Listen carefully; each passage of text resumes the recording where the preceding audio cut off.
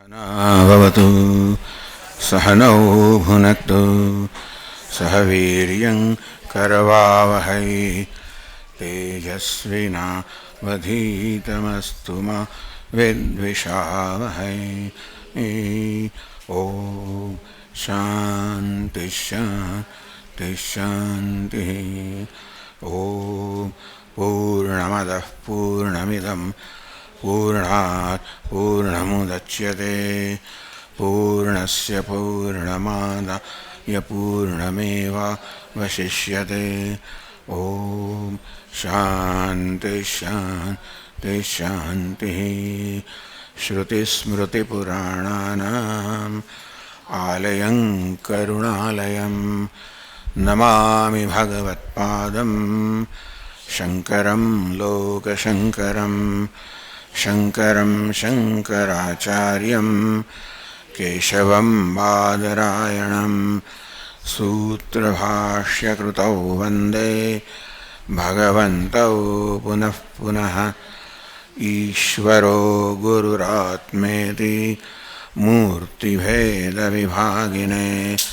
व्योमवद्व्याप्तदेहाय दक्षिणामूर्तये।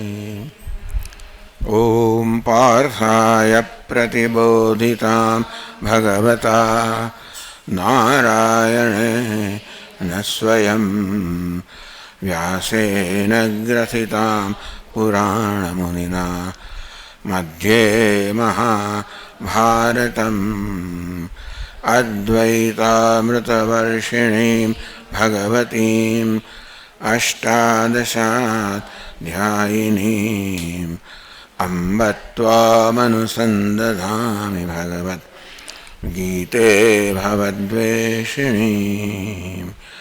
यं ब्रह्मा वरुणेन्द्ररुद्रमरुतः स्तुन्वन्ति दिव्यैस्तवैः वेदैः साङ्गपदक्रमोपनिषदैः गायन्ति यं सामगाः। ध्यानावस्थिततद्गतेन मनसा पश्यन्ति यं योगिनः यस्यान्तन्न विदुःसुरासुरगणाः देवाय तस्मै नमः।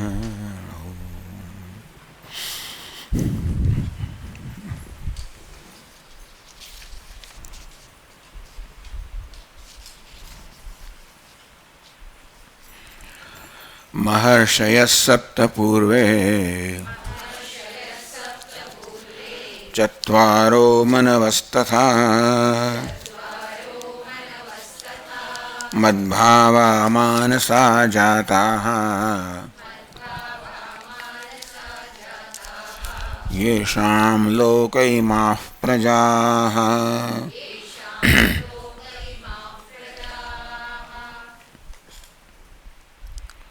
सप्त महर्षय भृगुवादय भृगु मरीचि वगैरह 7 ऋषियों महर्षियों सप्तर्षय सप्त महर्षय 7 महर्षियों चत्वारो मनवः 4 मनुओ। आम मनुओनी આપણે કહ્યું તે પ્રમાણે પ્રજા સંતતિ છે એટલે કે વીર્ય સંતતિ છે બિંદુ સંતતિ છે। મહર્ષિઓની જ્ઞાન એટલે કે નાદ સંતતિ છે। આ પ્રકારે આપણે નાદ અર્થાત જ્ઞાન અને બિંદુ એટલે કે આ શરીર બંને ધરાવીએ છે એ આ લોકોની માંથી ઉત્પન્ન થયેલું છે। મદ્ભાવા માનસા જાતા એમની વિશેષતા શું છે? જે આપણા પૂર્વજ હતા સપ્તર્ષય અને 4 મનુઓ મદ્ભાવાः માનસા જાતાः મદ્ભાવનાः વૈષ્ણવેન સામર્થ્યેન ઉપેતાः। મારામાં ભાવના કરનારા મારું ધ્યાન કરનારા મારી સાથે એવા તાદાત્મ્ય પ્રાપ્ત કરવાને કારણે મારી શક્તિઓ પ્રાપ્ત કરી છે એવા આ મનુઓ અને મહર્ષિઓ। येषां लोके इमाः प्रजाः અને આ 4 મનુઓ અને 7 મહર્ષિઓની આ બધી અત્યારે પ્રજા છે.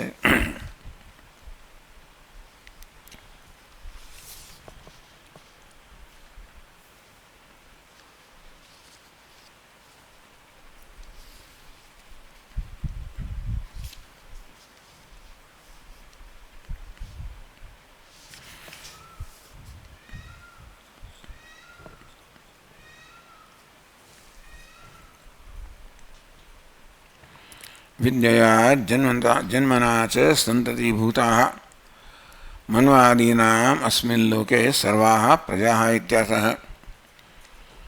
आ जगतમાં જે પ્રજા છે મુખ્યતઃ મનુષ્યો. વિદ્યયા જન્મના છે 7 મહર્ષિઓ છે એમની વિદ્યાની સંતતિ કે વિદ્યાનો વારસો. 4 મનુઓ છે એમનામાં જન્મનો વારસો, શક્તિનો વારસો. વિદ્યા અને જન્મથી આપણે એમની સંતતિ છીએ. અને એ રીતે આ જગતમાં જે બધી પ્રજા છે એ આ 4 મનુઓ અને 7 સપ્તર્ષિઓમાંથી ઉત્પન્ન થયેલી છે.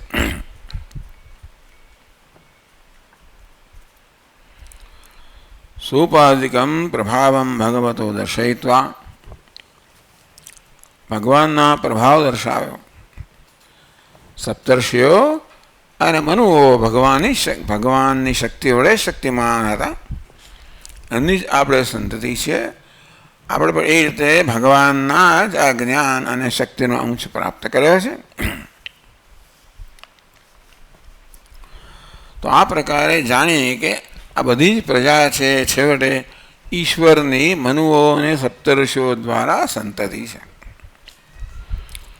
આમ ભગવતઃ સોપાધિકમ પ્રભાવમ, આ ભગવાનનો ઉપાધિનો પ્રભાવ છે. તો એ પ્રભાવ જાણવાનું તો જ્ઞાન ફલમાહ, એ પ્રભાવના અને જાણવાનું જ્ઞાનનું શું ફળ છે એ 7મા શ્લોકમાં કહે છે. एतां विभूतिं योगं च मम यो वेत्ति तत्त्वतः सोऽविकम्पेन योगेन युज्यते नात्र संशयः.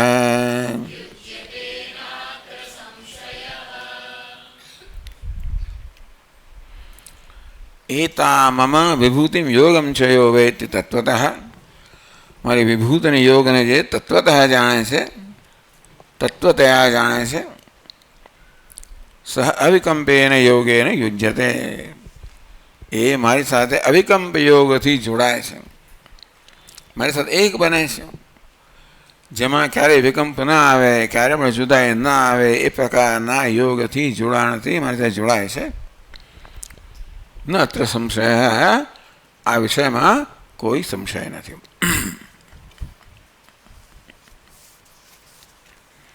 ભાષ્યકાર કહે છે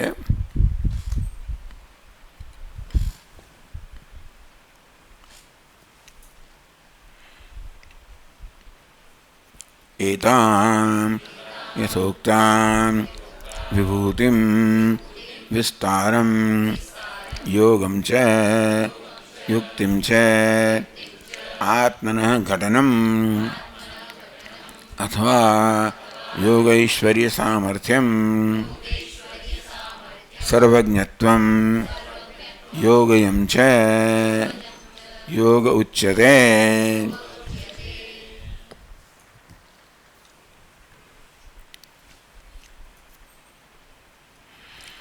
एतां विभूतिનો અર્થ વિસ્તારમ કરવામાં આવ્યો.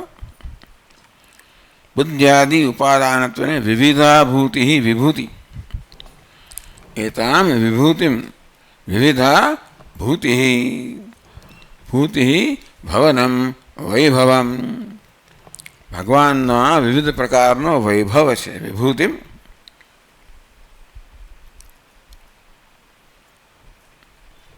યોગમ છે, યોગમ છે યુક્તિમ છે, આત્મન ઘટનમ,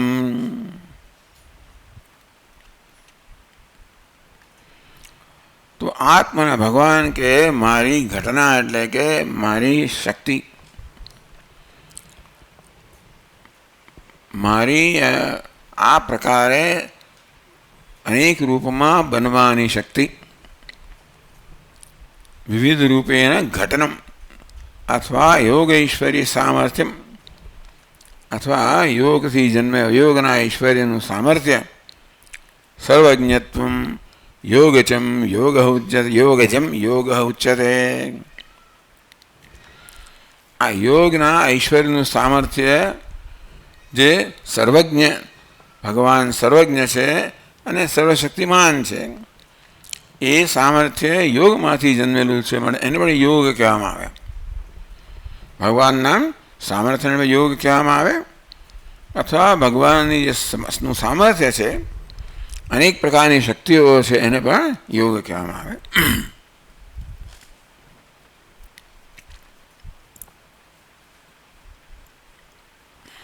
ઈશ્વરસ્ય તત્તદર્થ સંપાદન સામર્થ્યમ યોગ.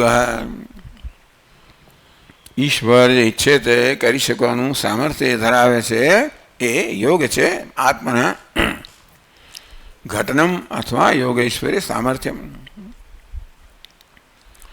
યોગ તત્ફલમ ઐશ્વર્યમ સર્વજ્ઞત્વમ સર્વેશ્વરત્વમ ચ મદિયમ.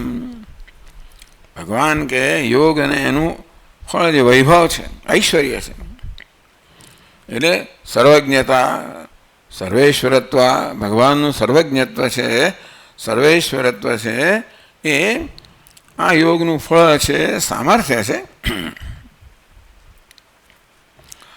મદિયમ શક્તિ જ્ઞાન લેશમ આશ્રિત્ય મન્વાદય ભૃગવાદશ્ચ ઈશતે જાનતે છે. મારા આ શક્તિના અને જ્ઞાનના લેશમાંથી જ ભગવાનમાંથી આ સપ્તર્ષિ ઉત્પન્ન થયા, ક્યાં 4 મનુ ઉત્પન્ન થયા, એટલે ભગવાન એક અંશ. એમનામાં જે સામર્થ્ય છે ને જ્ઞાન છે એ ભગવાનનું જ હશે, પણ એક લેશ માત્ર છે સામર્થ્ય. શક્તિ જ્ઞાન લેશમ આશ્રિત્ય મન્વાદય ભૃગવાદયશ્ચ. આ મનુઓ છે એ બધા પર શાસન કરે છે.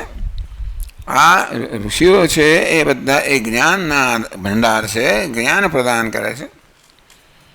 એટલે ઋષિઓ એ જ્ઞાન પરંપરાના આધાર છે, અને આ મનુઓ છે એ શક્તિની પરંપરાનો. આમ શક્તિ જ્ઞાન આશ્રિત્ય, મનુઓ મારી શક્તિ અને ઋષિઓ મારા જ્ઞાનના લેશનો જ આશ્રય લઈને એ આવી રીતે આખી દુનિયા પર રાજ કરે છે. મનુઓ બધા પર રાજ કરે છે, અને ઋષિઓ જ્ઞાનની રૂપે બધામાં ઐશ્વર્ય ધરાવે છે. તો ભગવાનને એક લેશ માત્રથી આ મનુઓ અને ઋષિઓ સપ્તર્ષિઓ આટલી મહત્તા ધરાવે છે, વિચાર કરો. એટલે ભાષ્યકારે કહ્યું અથવા યોગ ઐશ્વર્ય સામર્થ્યમ સર્વજ્ઞત્વમ યોગજમ યોગ ઉચ્યતે. યોગ ઐશ્વર્ય સામર્થ્યમ, યોગના ઐશ્વર્યનું સામર્થ્ય, સર્વજ્ઞત્વ જે છે તે જે યોગમાંથી જન્મેલું સર્વજ્ઞ છે, એને પણ યોગ કહેવામાં. તો યોગમાંથી સામર્થ્ય જન્મ્યું, યોગમાંથી સર્વજ્ઞત્વ જન્મ્યું, એને પણ યોગ કહેવામાં આવે છે.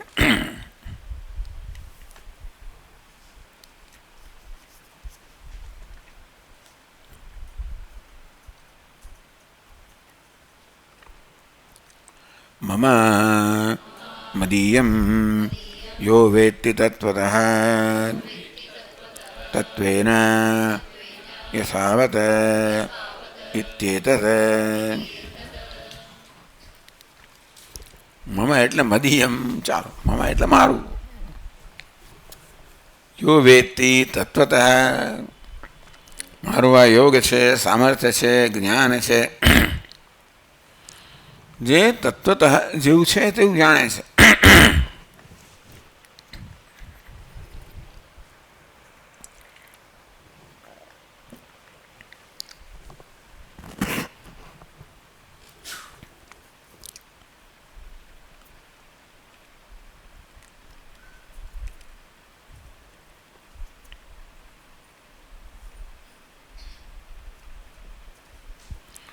સુપાધિકમ જ્ઞાનમ નિરુપાધિક જ્ઞાને દ્વારમ. આ સોપાધિક જ્ઞાન છે. ભગવાનનું સર્વૈશ્વર્યત્વમ સર્વજ્ઞત્વમ જાણવું તો ઐશ્વર્ય જ્ઞાન વગેરે ભગવાનની ઉપાધિમાં રહેલા છે. સ્વરૂપથી તો ભગવાન નિરુપાધિક છે. આપણે બધાએ સ્વરૂપથી નિરુપાધિક એટલે કોઈ પ્રકારની ઉપાધિ વગરના છીએ. આત્મા છે, ચૈતન્ય છે, અસ્થિભાતિ પ્રિય છે. એ કોઈ પ્રકારના ગુણ કે કોઈ ગુણો ધરાવનારો નથી, વિશેષતાઓ ધરાવનારો નથી. બધી વિશેષતાઓને જાણનાર, બધી વિશેષતાઓને આધાર આપનાર, બધી વિશેષતાઓને પ્રકાશિત કરનાર. આત્મા સ્વયં બધી વિશેષતાઓથી રહિત છે. એટલે કે વિશેષતાઓથી એ બંધાયેલો નથી. વિશેષતાઓને કારણે એનામાં કોઈ પ્રકારની મર્યાદા નથી આવતી. વિશેષતા આપણને મર્યાદિત કરે છે. હું સારો હોઉં તો ખરાબ નથી, મહાન હોઉં તો અલ્પ નથી. તમે શું સ્વામી, ભલે પણ હું કંઈક છું, મળે કશું જ નથી, એ સિવાયને કંઈ નથી. આપણે પૂજ્ય સ્વામી કહે ધીસ ઇઝ માય હાઉસ, કે મારું ઘર, બીજા કોઈ ઘર મારા નથી. તો આ પ્રકારની વિશેષતા હું ધરાવું છું કહું ત્યારે બીજી કોઈ વિશેષતા ધરાવતો નથી. એમ કરીને વિશેષતાની જાહેરાત દ્વારા આપણે મર્યાદિતતા કે અલ્પતા જાહેર કરીએ છીએ. એટલે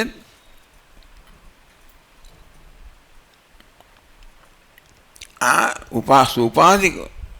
ઉપાધિ ધરાવનારા પરમાત્માનું જ્ઞાન છેવટે નિરુપાધિક એટલે ઉપાધિનું પણ જે આત્મા છે, ઉપાધિનું પણ જે તત્વ છે, ઉપાધિ ધરાવનાર જે છે, નિરુપાધિક ઉપાધિથી રહિત. એનો અર્થ એ થયો કે ઉપાધિની બધા પ્રકારની વિશેષતાઓ મર્યાદાઓથી રહિત. ગમે તેવી ઉપાધિ, ગમે તેવી મહાનતા ધરાવનારો, તેમ કહ્યું પ્રમાણે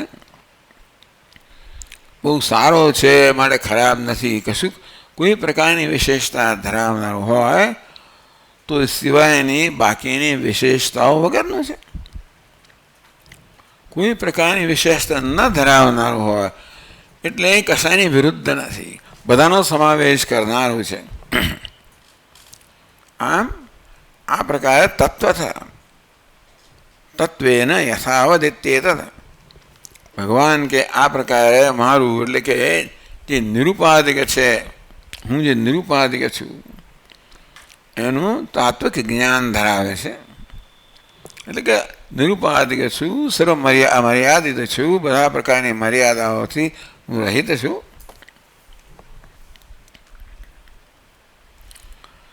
સહ અવિકંપેન યોગેન યુજ્યતે.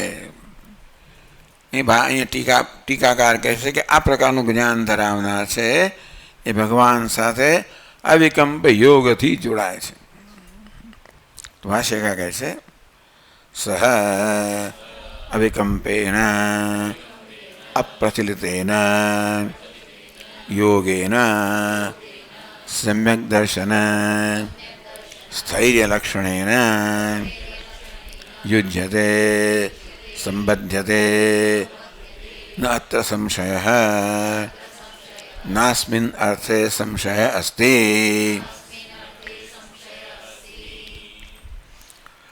અવિકંપેન યોગેન યુજ્યતે સંબધ્યતે.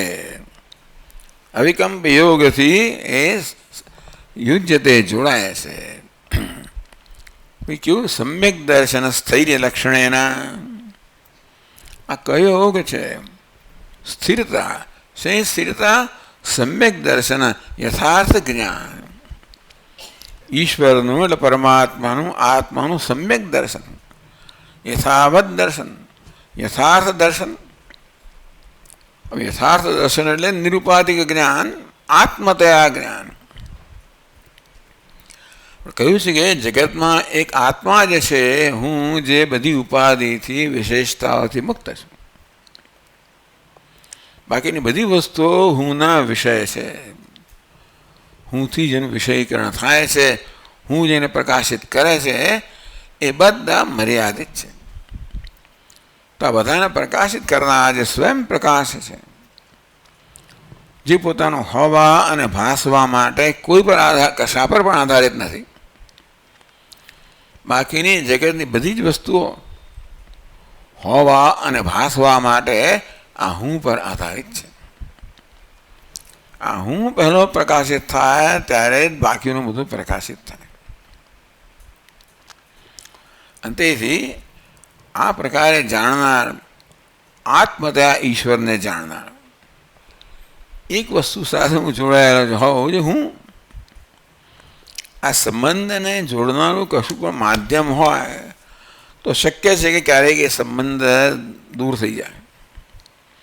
કંઈક જોડનારી વસ્તુ હોય ને, બે જુદી વસ્તુને જોડનારી હોય તો ક્યારેક એ જુદી થઈ જાય. કોઈક સંજોગોને કારણે, કોઈક પરિબળોને કારણે બે જોડાય. એ સંજોગો કે પરિબળો જતા રહે ત્યારે એ જોડાણ પણ જતું રહે. એક જ વસ્તુ ક્યારે પણ જુદી ના પડે, એ મારું સ્વરૂપ હું. એટલે સમ્યક દર્શન સ્થૈર્ય લક્ષણેન યોગેન યુંજતે અવિકંપેન યોગેન અપ્રચલિતેન યોગેન.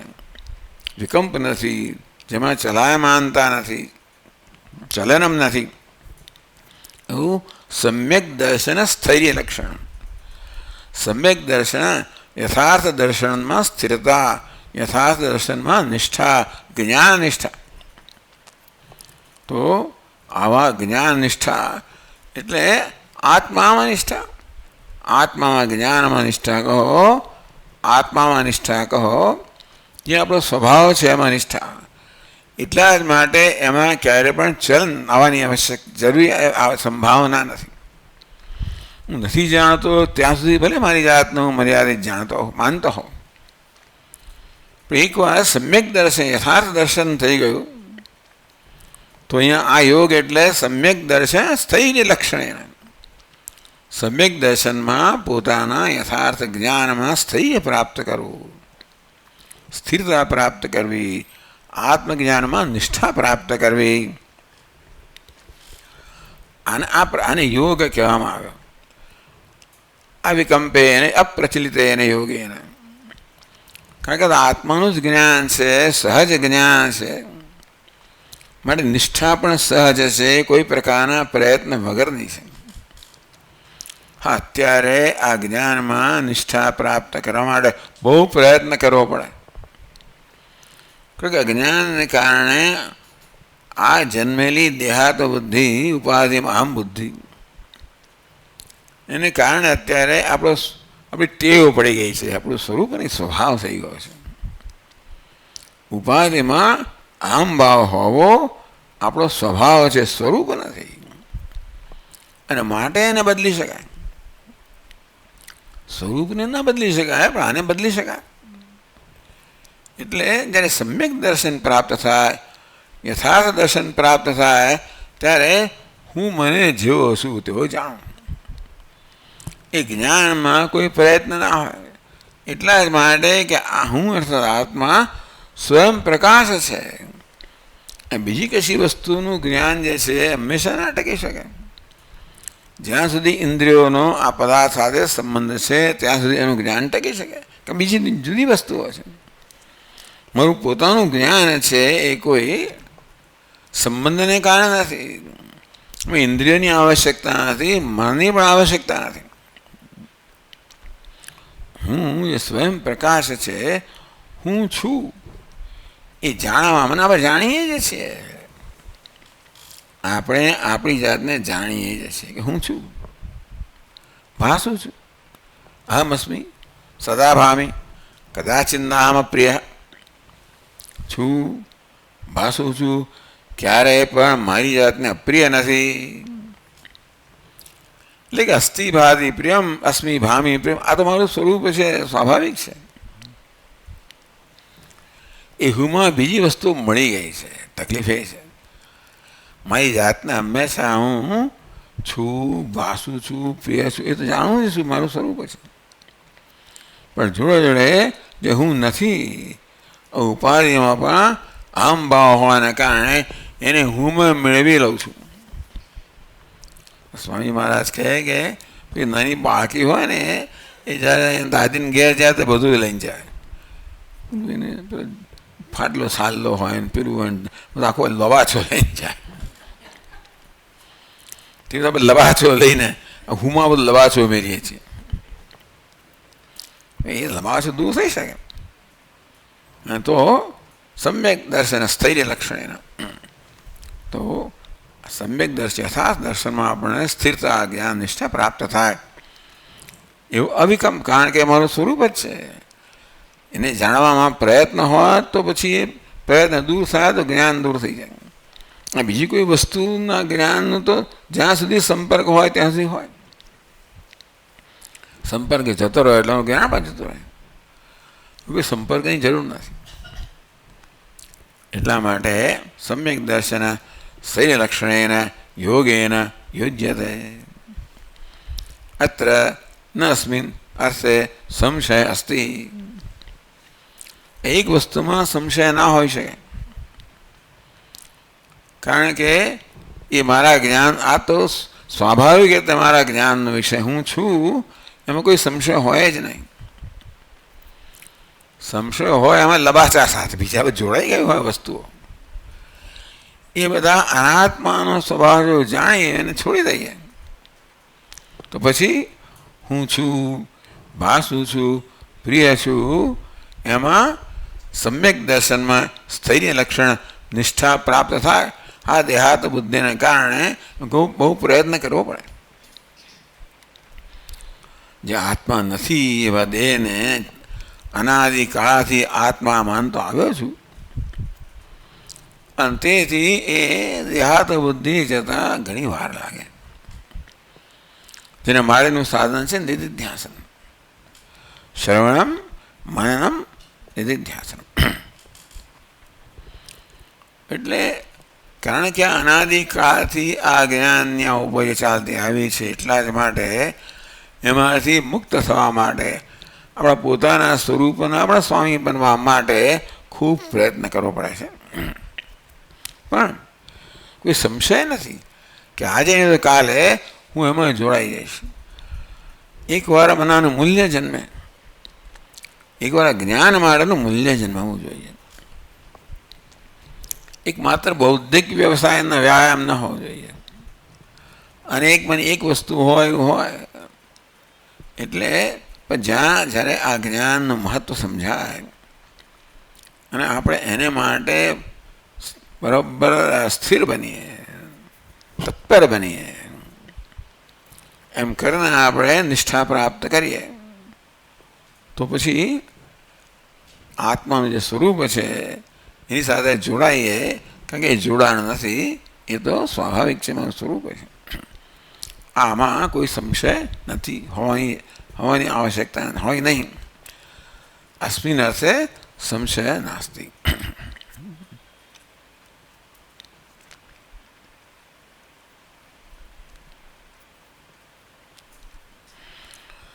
કથમ તાવક વિભુત્વૈશ્વર્ય જ્ઞાનમ ઉક્ત યોગસ્ય હેતુ હિતિ. તો આપના વિભૂતિ અને ઐશ્વર્યની વાત કરી. ચાલો, આપની વિભૂતિ અને ઐશ્વર્યનું જ્ઞાન છે એ કેવી રીતે આપણે કહેલા યોગનું કારણ બને છે. અવિકલ્પે એને યોગે એને યુજ્યતે. અવિકલ્પ યોગથી જોડાય છે, યુક્ત થાય છે. તો આપની વિભૂતિ અને ઐશ્વર્યનું જે જ્ઞાન છે, એતામ વિભૂતિમ યોગમ છે મમ યો વેત્ય તત્વતા. વિભૂતિ અને યોગ એ કેવી રીતે ભગવાનના સ્વરૂપ સાથે જોડાય.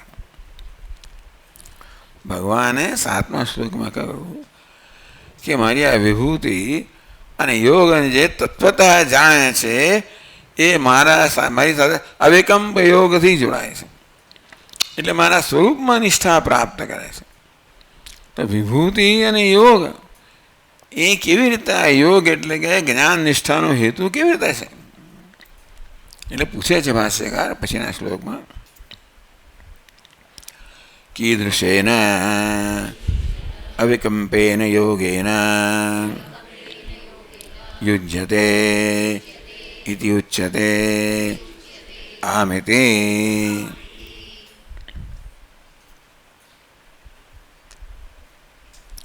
ઉક્ત જ્ઞાન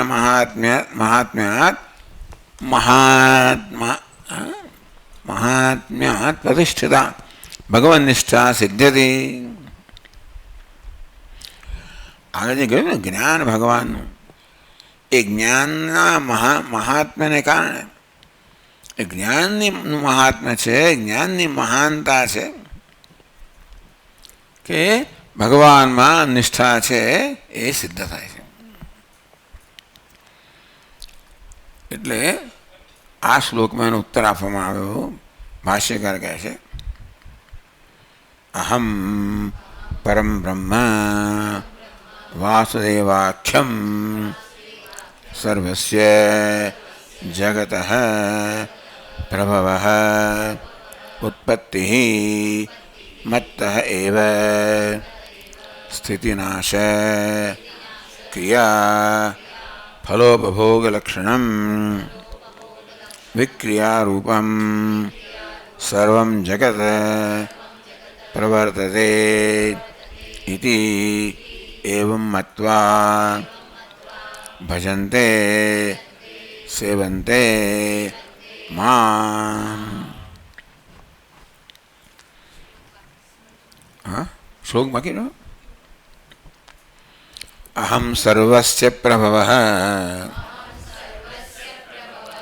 મત્તઃ સર્વં પ્રવર્તતે ઇતિ મત્વા ભજન્તે મામ બુધા ભાવ સમન્વિતા. અહમ સર્વસ્ય પ્રભવઃ, હું બધાનો પ્રભાવ એટલે ઉત્પત્તિ છું. મત્ત સર્વમ પ્રવર્ત, બહુ ઉત્તમ શ્લોક છે. બધાનો પ્રભાવ, બધાની ઉત્પત્તિ પણ મારામાંથી છે અને બધાની પ્રવૃત્તિ પણ મારામાંથી છે. મત્ત સર્વમ પ્રવર્તતે, મત્ત એટલે મારામાંથી. આ જે પ્રવૃત્તિ જણાય છે ભગવાન, ઉત્પત્તિ છે એ ભગવાનમાંથી છે. ઉત્પન્ન થયા પછી જે પ્રવૃત્તિ છે એ પણ ભગવાનમાંથી. ઈદ મત્વા એથી જ્ઞાતો, આ પ્રકારે જાણીને બુધાહ ભાવ સમન્વિતા, આ ભક્તિભાવથી સમન્વિત બુદ્ધિમાન જ્ઞાની પુરુષો મને ભજે છે. આમ ભગવાનનું જ્ઞાન છે, ભગવાનમાં ભક્તિ જન્માવનારું છે. મહાત્મ જ્ઞાન પૂર્વસ્તુ સુધૃત સર્વતોધિક સુદૃઢ સર્વતોધિક યોગ. એટલે મહાત્મા જ્ઞાન પૂર્વસ્તુ, ભગવાનનું મહાત્મ્યનું જ્ઞાન થાય, એનાથી ઉત્પન્ન થયેલું સુદૃઢ સર્વતોધિક સ્નેહ ભક્તિ રીતે. તો ભગવાનમાં સ્નેહ જન્મવો, એ સ્નેહ સમજ જન્મ્યો તો કે ભગવાનના જ્ઞાનમાંથી. મહાત્મ જ્ઞાન પૂર્વસ્તુ, ભગવાનના મહાત્મ્યનું, ભગવાનની મહાનતાનું જ્ઞાન પ્રાપ્ત કરીને જે સ્નેહ જન્મ્યો હોય. કોઈને ખરેખર મહાત્મ્યનું, એના સાચી શક્તિઓનું, સ્વરૂપનું જ્ઞાન પ્રાપ્ત કરીને જે સ્નેહ જન્મ્યો હોય ટકાઉ હોય. આમ પહેલાં એમને સ્નેહ જન્મી શકે, ભગવાનની પણ આ બધી વિભૂતિ વગેરે સ્નેહ જન્મે, પછી છેવટે ભગવાન મહાત્મ જ્ઞાન પ્રાપ્ત થાય, એની કારણે જે સ્નેહ પ્રાપ્ત થાય. સર્વતોધિક સુદૃઢ સર્વતોધિકા, ભગવાન માટે અત્યંત દૃઢ અને બધા કરતાં ભલે બીજે સ્નેહ રહ્યો પણ સૌથી અધિક સ્નેહ ભગવાનમાં છે, સૌથી દૃઢ સ્નેહ ભગવાનમાં છે. આ સ્નેહને ભક્તિ કહેવામાં આવે. બુધાહ, આ પ્રકારે બુદ્ધિમાન જ્ઞાની પુરુષો આ જાણીને મને ભજે છે.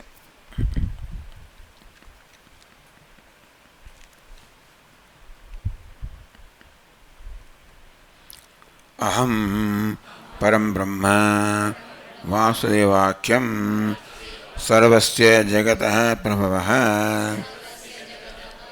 ઉત્પત્તિ મત્ત એવ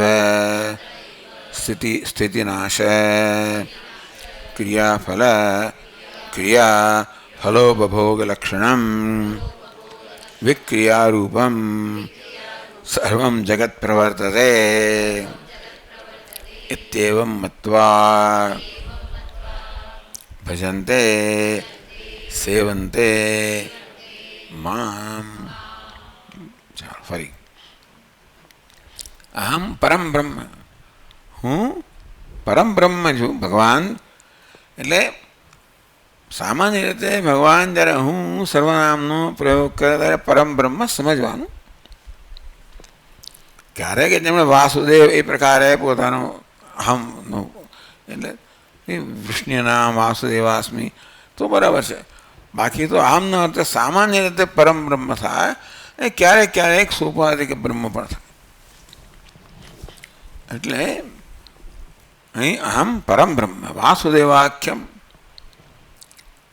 વાસુદેવ તરીકે જે પ્રચલિત જાણીતું છે એવું હું પરમ બ્રહ્મ. સર્વસ્ય જગત પ્રભવ ઉત્પત્તિ, હું પરમ બ્રહ્મ વાસુદેવ સમગ્ર જગતનો પ્રભવ છું, ઉત્પત્તિ છું. પ્રભાવ પ્રભવતી અસ્માદિથી, જેમાંથી ઉત્પત્તિ થાય છે હું છું. ક્યારેક તો પ્રભવનો પ્રભાવ પણ કરવામાં આવે, એની શું કહેવાય કોન્ટેક્સ્ટ એટલે કે સંદર્ભના પ્રમાણે પ્રભવનો અર્થ અહીંયા ઉત્પત્તિ કર્યો. આગળ પ્રભવનો અર્થ પ્રભાવ પણ કરવામાં આવ્યો હતો, પણ ઉત્પત્તિ મત હેવ, મારામાંથી જ આ જગત પ્રવર્તે, જગતનું વર્ણન કર્યું સુંદર. સ્થિતિ નાશ ક્રિયા ફલોપભોગ લક્ષણમ, આ જગત સ્થિતિ હોવાપણું જે સતત જગતની અંદર ઉત્પત્તિ અને નાશ થયા જ કરે છે. આમ ક્ષણ જન્મીને નષ્ટ થઈ, જન્મીને નષ્ટ થઈ, જન્મીને નષ્ટ થઈ. ભલે આપણને એ પ્રકારનો ફેરફાર જણાય નહીં. જેમ બૌદ્ધ લોકો કહે કે આ દીવો છે, એની જ્યોત છે, એ પ્રત્યેક ક્ષણે નવી નવી જ્યોત ઉત્પન્ન થાય છે. પણ એટલી ઝડપથી થાય છે કે આપણે એ ઉત્પત્તિ જોઈ શકતા નથી. એની ઝડપને કારણે એ જાણે કે સ્થિત હોય, કોન્સ્ટન્ટ હોય, સ્થિર હોય એવું લાગે. એ ફિલ્મ આપણે જોઈએ છીએ ને કે 1 સેકન્ડની 15 પેલા ફ્રેમ જાય એટલે આપણે જોઈ જ ના શકીએ. એટલે એ ફિલ્મ તો દોડે છે, એટલી ઝડપથી દોડે છે કે આપણે ફિલ્મની એક ફ્રેમ ને બીજી ફ્રેમ વચ્ચે એનો ભેદ જોઈ શકતા નથી. બૌદ્ધ લોકો કહે કે આ ક્ષણિક જગત છે, બધું ક્ષણિક છે. જેવી રીતે દીવાની જ્યોત ક્ષણિક છે, પરંતુ એટલી ઝડપથી એ જ્યોત ઉત્પન્ન થાય છે, વિનષ્ટ થાય છે કે આપણે જોઈ શકતા નથી કે આ જ્યોત પણ અસ્થિર છે, ક્ષણિક છે. આ જ્યોતની ક્ષણિકતા આપણે પારખી શકતા નથી, કારણ કે અત્યંત ઝડપથી ઉત્પન્ન થાય છે, નાશ થાય છે એવું માનનારા છે. સર્વસ્વ જગત પ્રભવ ઉત્પત્તિ મત્ત એવ સ્થિતિ નાશ ક્રિયા ફલોપભોગ લક્ષણ. જગત છે, જન્મે છે, નષ્ટ થાય છે. એમાં ક્રિયા અને ક્રિયાફળ, ચાલો સતત ક્રિયા છે જગતની અંદર, અને આપણે ફળનો ઉપભોગ કરતા હોઈએ છીએ. ક્રિયા ફલ ઉપભોગ લક્ષણમ જગત વિક્રિયારૂપમ. આ આપણે કરેલા કર્મ, સતત જે પૂર્વમાં કરેલા કર્મ છે સતત અભિવ્યક્ત થઈ રહ્યા છે, એનું ફળ અભિવ્યક્ત થઈ રહ્યું છે અને આપણે એનો અનુભવ કરી રહ્યા છીએ. પ્રત્યેક ક્ષણે આપણે જે જગત અનુભવ કરી રહ્યા છીએ એ આપણે પૂર્વમાં કરેલા ફળના શું કહેવાય કર્મ ફળરૂપ છે. આપણે કરેલા કર્મના ફળરૂપ આ જગત આપણે ઉત્પન્ન થાય છે.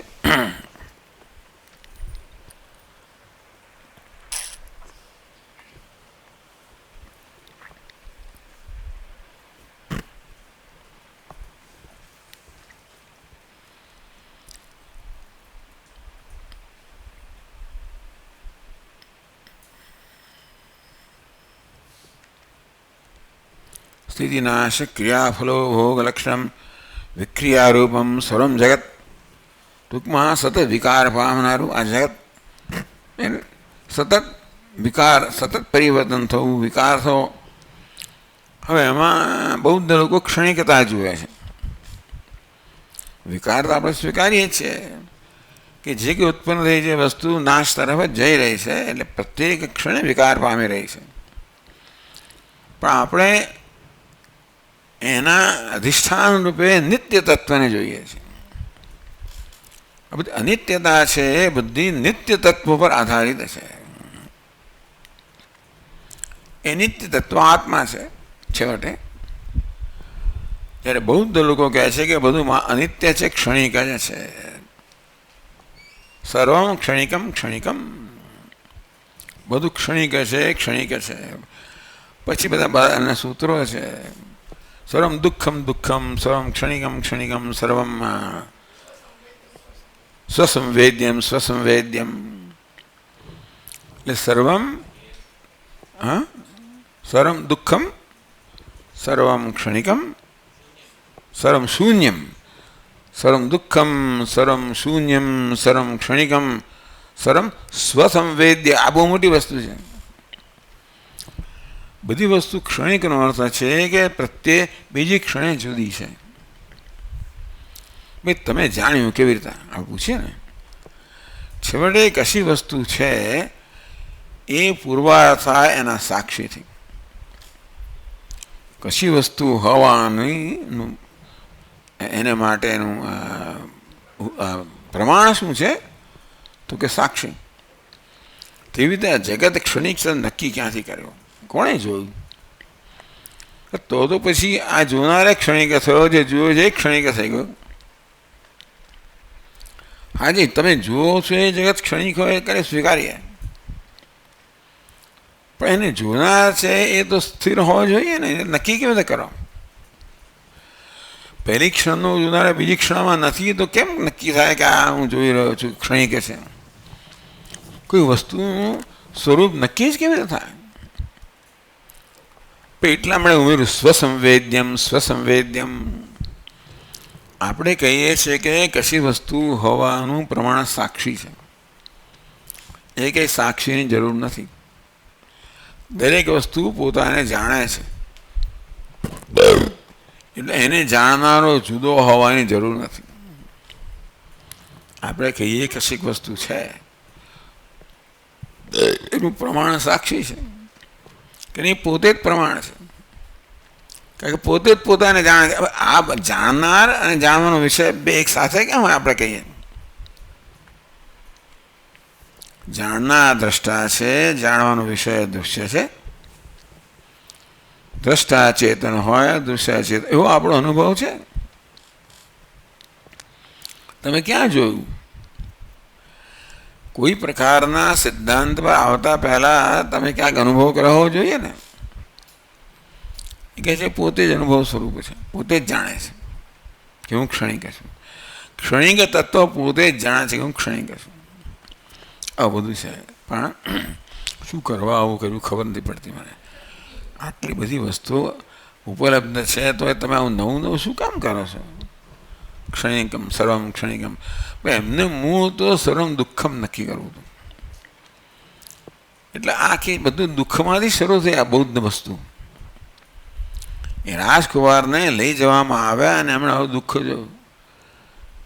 પહેલાં કંઈ શું જોયું? પહેલાં ભિખારી જોયો, પછી કંઈ મૃત્યુ, હા, કોઈ વૃદ્ધને જોયો, ભિખારીને જોયો, પછી શવયાત્રા, હા, એવું બધું જોયું. આવું બધું નકારાત્મક વસ્તુ જોઈને એણે નિર્ણય કર્યો કે બધું નકારાત્મક છે, ક્યાંય બધે દુઃખ જ છે. સર્વમ દુઃખમ દુઃખમ,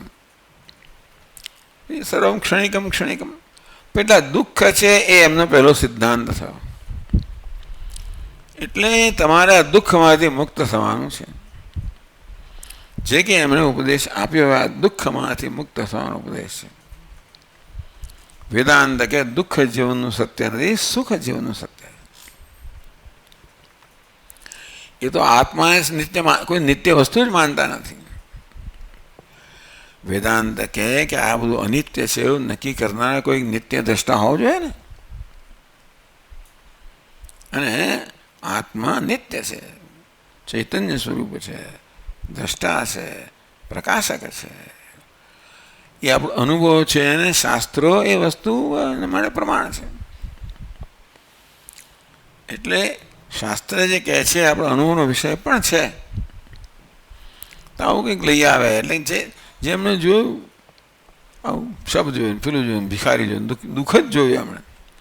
આખી જિંદગી તો રાજમહેલમાં રહ્યા અને સુખનો જ અનુભવ કર્યો હતો. એમને કોઈ સત્યતા ના જાણી, આ દુઃખમાં જ સત્યતા જાણી. સર્વમ દુઃખમ દુઃખમ, સર્વમ ક્ષણિકમ ક્ષણિકમ, સર્વમ શૂન્યમ શૂન્યમ.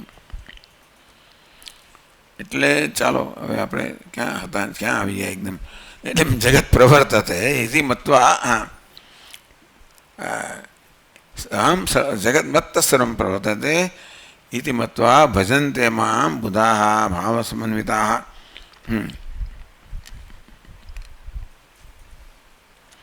સ્થિતિ નાશ ક્રિયા ફલોભોગ લક્ષણમ. જગતમાં શું છે? સ્થિતિ છે, પછી નાશ પણ છે, ક્રિયા છે, ફળનો ઉપભોગ છે. આ બધી વસ્તુઓથી જગત બનેલું છે. એટલે જગત તો વિકારી છે, વિનાશી છે. એટલે બધું વિકારી છે એવું નહીં. આ બધું વિકારી છે એવું કહેનાર કોઈ નિર્વિકાર છે. વિક્રિયારૂપમ સર્વમ જગત મત્તા પ્રવર્તતે. બધું મારામાંથી, નિત્યમાંથી આ બધું અનિત્યતા પ્રવર્તે છે. વિચાર કરો, બધા દુઃખનું મૂળ સ્વરૂપ તો આનંદ જ છે. બધી વસ્તુઓ છે એની પરિસમાપ્તિ તો હું આનંદમાં થાય છે. આ દુઃખ છે એ તો કલ્પિત વસ્તુ છે. આત્મા સિવાયની બધી વસ્તુ કલ્પિત છે. એટલા બધાનો બાદ થઈ શકે. સુષુપ્તિમાં બધા એનો બાદ થઈ જાય છે.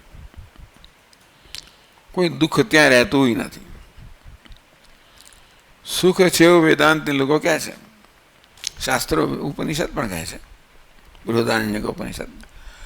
અને પાછા કહે કે ભાઈ સવારે ઉઠેલો માણસ કે સુખમ હમ સ્વાપસમ, હું સુખેથી સૂતો, આનંદથી સૂતો, એવું ગાઢ નિદ્રામાંથી જાગેલો માણસ. બધાને કાંઈ અનુભવ થતો નથી, પણ જે વ્યવસ્થિત જેને ઊંઘ આવી હોય, એવી જેને ઊંઘનો આનંદ માણ્યો હોય, એવો માણસ ઉઠીને કહે કે હું સુખેથી સૂતો. આ રીતે સુષુપ્તિમાં સુખ છે એવો આપણો અનુભવ છે. એવું અને સ્મૃતિ કહેવામાં આવે છે, કહેવામાં આવે છે. અને ઉપનિષદ તો કહે છે એ સિવાય પણ એ જ વસ્તુમાં. કારણ કે જીવનમાં શોધીએ છે શું? રસ શામાં છે? દુઃખમાં કોઈને રસ નથી. દુઃખથી મુક્ત થવા માંગે છે ને. અને એ લોકો એ કહે છે બધું દુઃખમાં, ક્ષણિકતામાં. એટલે આ રીતે અનાસક્તિ જન્માવવા માટે મૂળ વસ્તુ એમની છે કે આસક્તિમાંથી મુક્ત થાઓ. એ બૌદ્ધનો મૂળ સિદ્ધાંત. આસક્તિથી મુક્ત થાઓ તો તમે છેવટે તમે શૂન્યમાં કે નિત્યમાં જેમાં હોય એમાં નિષ્ઠા પામશો. આસક્તિ તમને બહિર્મુખ બનાવે છે. એટલે અનાસક્તિ. તો ચાલો એનો આપણને કંઈ વિરોધ નથી, પણ અનાસક્તિ છેવટે પરિણામે શેમાં? તો કે પૂર્ણતામાં પરિણામે. આસક્તિ આપણને છે કારણ કે સુખમાં આસક્તિ છે, પૂર્ણતામાં આસક્તિ છે.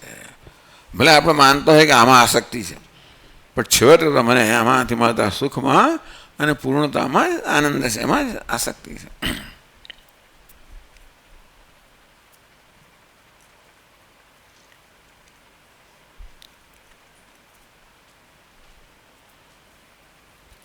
આમ ફલોભોગ લક્ષણમ વિક્રિયારૂપમ સર્વમ જગત મત્ત પ્રવર્તતે.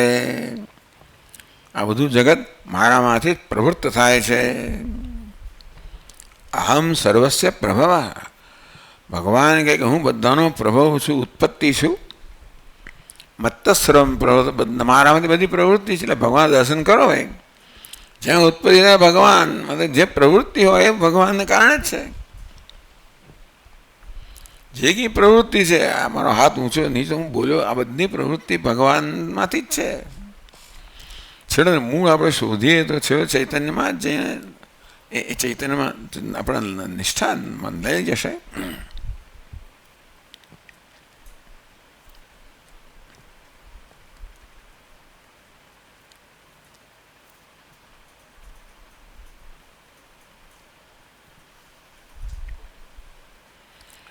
इति मत्वा भजन्ते सेवन्ति मां बुधाः भावसमन्विताः अवगत तत्त्वार्थाः.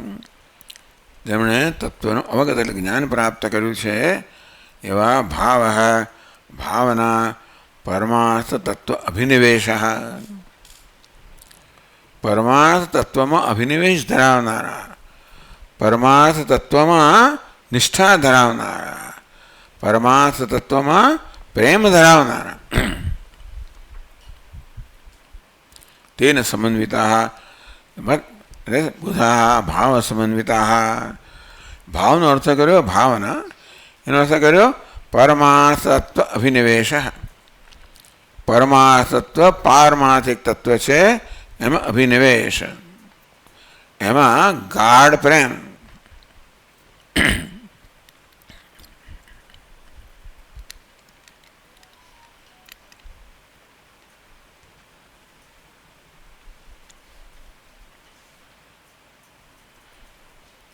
સમન્વિતા સંયુક્તા ઇત્યાર્થ.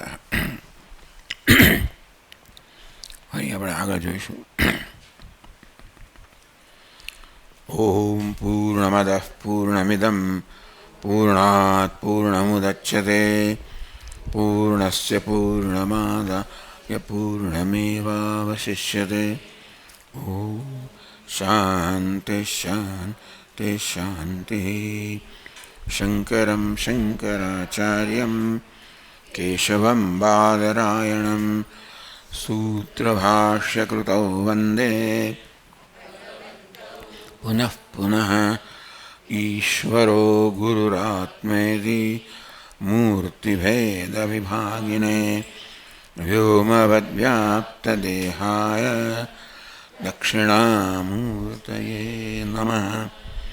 ઓમ શાંતિ શાંતિ શાંતિ. હરિ ઓમ. શ્રી ગુરુભ્યો નમઃ. હરિ ઓમ.